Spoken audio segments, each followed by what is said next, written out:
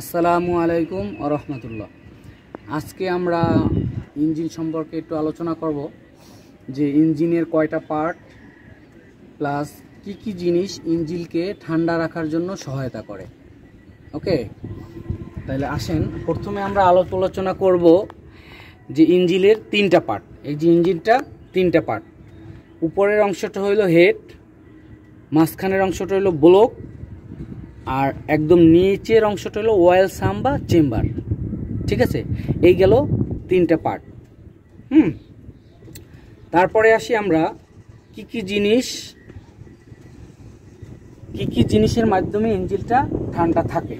ঠিক আছে, তো ইঞ্জিনে যে আমরা লুব্রিকেন্ট বলি, লুব অয়েল বলি, ইঞ্জিন অয়েল বলি, এই তিনটা নাম একই জিনিসের। এই লুব অয়েল কিন্তু যে সার্কুলেশনটা হতে থাকে ইঞ্জিনকে, যে পিচ্ছিলকারী যে পদার্থ যেটা লুব অয়েল, সেই লুব অয়েল ইঞ্জিনের যন্ত্রাংশকে ক্ষয় থেকে রোধ করে এবং ইঞ্জিনকে ঠান্ডা রাখতে সহায়তা করে। ওকে, তারপরে আসি আমরা ইঞ্জিন যদি বাতাস না পায়, ঠিক আছে, এখানে তো ঢাকা থাকে, আটকা জায়গায় থাকে, তাহলে ইঞ্জিনকে এখানে একটা ফ্যান আছে, কেমন ইঞ্জিন ফ্যান।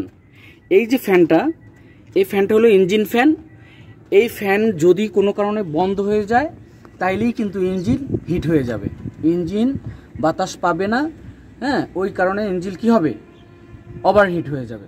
আর এই ফ্যানটা যদি সার্কুলেশন হতে থাকে বা চলা অবস্থায় থাকে বা চলতে থাকতে হবে, এটা অটো চলে।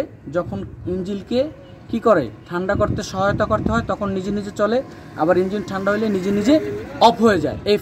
এই ফ্যানের বাতাসেও ইঞ্জিন আমাদের কি করে, ঠান্ডা করে। 2, তারপর 3-এ আসি আমরা।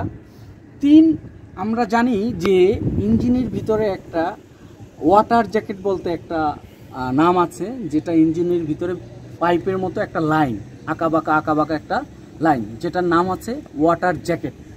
এই ওয়াটার জ্যাকেটের মাধ্যমে ইঞ্জিনটা কিভাবে সার্কুলেশন হয়, যেমন এখানে ওয়াটার পাম্প আছে। এই ওয়াটার পাম্প ঘূর্ণায়মান থাকা অবস্থায়, চলমান থাকা অবস্থায় এই যে রেডিয়েটর কুলিং যেটা, এইটা রেডিয়েটর থেকে ঠান্ডা হয়ে লোয়ার হুইস পাইপ দিয়ে ইঞ্জিনে ওয়াটার জ্যাকেটে প্রবেশ করে।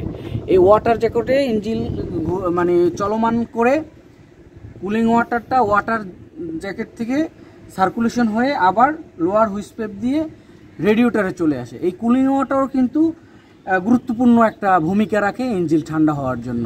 তাহলে আমরা 3টা অপশন, একটা গুরুত্বপূর্ণ অপশন, এই 3টা অপশন যদি কোনো ত্রুটি থাকে তাইলেই কিন্তু আমাদের ইঞ্জিন কি হবে, ওভারহিট হবে বা হিট হয়ে যাবে।